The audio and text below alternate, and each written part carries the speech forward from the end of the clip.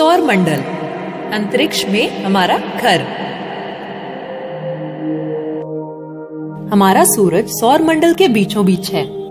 8 ग्रह और लाखों छोटे छोटे एस्ट्रॉइड्स या क्षुद्र ग्रह लगातार इस सूरज के चक्कर लगाते रहते हैं। इन 8 ग्रहों को 4-4 में बांटा गया है। पहले 4 में वो ग्रह हैं जो हमारी पृथ्वी जैसे ही हैं, और वो हैं बुध यानी मरकरी, शुक्र यानी वीनस, पृथ्वी यानी अर्थ, मंगल यानी मार्स, और दूसरे हैं वो 4 ग्रह जो गैस के बड़े बड़े गोले हैं, जैसे बृहस्पति या जुपिटर, शनि या सैटर्न, अरुण या यूरेनस, और वरुण या नेपच्यून। बुध, शुक्र, पृथ्वी, मंगल, बृहस्पति, शनि, अरुण और वरुण। बुध या मरकरी सौर मंडल का पहला ग्रह है। यह सूरज के सबसे ज्यादा पास है। यह सभी ग्रहों में सबसे छोटा और सबसे हल्का है। बुध या मरकरी ग्रह सूर्य का एक चक्कर लगाने के लिए जितना समय लेता है, उससे कहीं ज्यादा समय वो अपनी धुरी पर गोल घूमने के लिए लेता है। यानी उसका 1 साल उसके 1 दिन से छोटा होता है, और इसी कारण इस ग्रह के तापमान में बहुत ज्यादा बदलाव आते रहते हैं। मरकरी का ना तो कोई अपना वातावरण है और ना ही चंद्रमा। अब आते हैं शुक्र या वीनस पर। सूरज से दूसरे नंबर का यह ग्रह सौर मंडल के चमकते चमचमाते ग्रहों में से एक है, और अब तक मनुष्य को जितने भी ग्रहों के बारे में पता है, ये उनमें से सबसे गर्म है। क्या तुम जानते हो कि शुक्र या वीनस पर तापमान कभी 437 डिग्री सेंटीग्रेड से नीचे नहीं आता? यानी रसोई घर में रखने वाला तेल शुक्र पर अपने आप उबलने लगेगा और उसमें से धुआं भी आने लगेगा। क्या सोच सकते हो, 437 डिग्री सेंटीग्रेड, कितना ज्यादा गर्म होगा यह ग्रह। शुक्र के पास भी कोई चंद्रमा नहीं है। अब अगला नंबर है हमारे घर का, यानी हमारी पृथ्वी, जिसे अंग्रेजी में अर्थ कहते हैं। पृथ्वी इकलौता ऐसा ग्रह है जहां का तापमान ऐसा है जो पानी को तरल रूप में रहने देता है, और यही पानी हमारे जीवन का स्रोत बनता है। अब तक जाने गए ग्रहों में केवल पृथ्वी एक ऐसा ग्रह है जहां हमारा जीवन संभव है।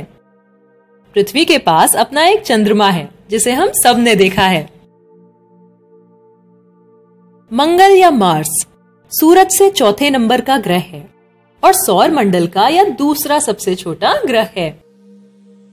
मंगल या मार्स इतना छोटा है कि बड़ी मुश्किल से वहां पर वातावरण की एक पतली सी परत पाई जाती है, और जीवन जीने के लिए वातावरण कितना जरूरी है ये तो तुम सब जानते हो। मंगल की जमीन ढेर सारे ऊबड़ खाबड़ गड्ढों और ऊंचे ऊंचे पहाड़ों से भरी हुई है। मंगल के पास 2 छोटे छोटे चंद्रमा हैं। बृहस्पति या जुपिटर सौर मंडल का सबसे बड़ा और सबसे भारी ग्रह है। यह मुख्यतः हाइड्रोजन और हीलियम से बना है। बृहस्पति के पास 67 चंद्रमा हैं। शनि या सैटर्न सौर मंडल का दूसरा सबसे बड़ा ग्रह है, पर इस बड़े से ग्रह का घनत्व सभी ग्रहों के मुकाबले सबसे कम है। शनि का घनत्व इतना कम है कि अगर तुम एक पानी का टब ले आओ और शनि को उसमें डाल दो, तो अपना शनि लकड़ी की तरह उसमें तैरने लगेगा, लोहे की तरह डूबेगा नहीं। शनि ग्रह अपने बढ़े हुए छल्लों के लिए भी जाना जाता है, जो बड़ी आसानी से दिख सकते हैं। इसके पास 62 चंद्रमा हैं। अरुण या यूरेनस तीसरा सबसे बड़ा ग्रह है और सबसे ठंडे ग्रहों में से एक है।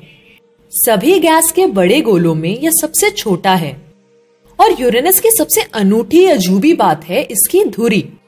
बाकी सब ग्रह एक खड़ी या टेढ़ी धुरी पर घूमते हैं, पर यूरेनस की धुरी आड़ी है।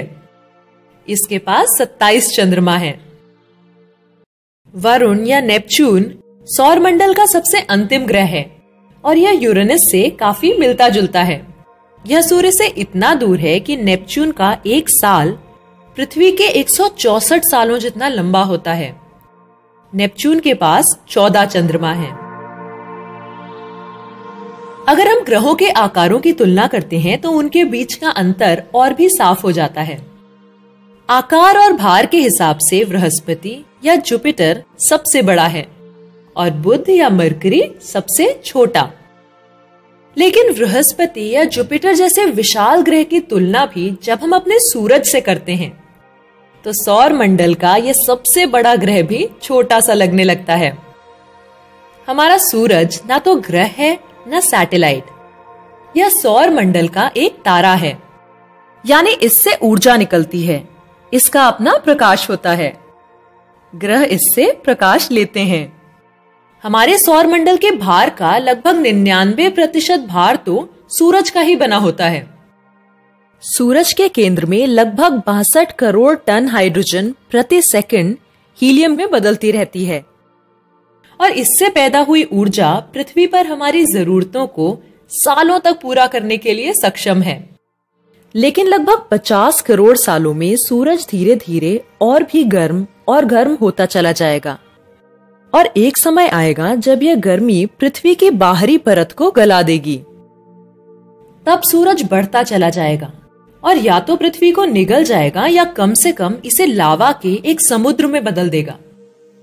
मानव जीवन का अस्तित्व तब या तो खत्म हो जाएगा या तब हम निकल पड़ेंगे सौर मंडल में एक नई धरती, एक नए घर की तलाश में। और क्या पता अगले 50 करोड़ सालों में इस रहस्यमयी आकाशगंगा का कौन सा अजूबा हमारा इंतजार कर रहा हो।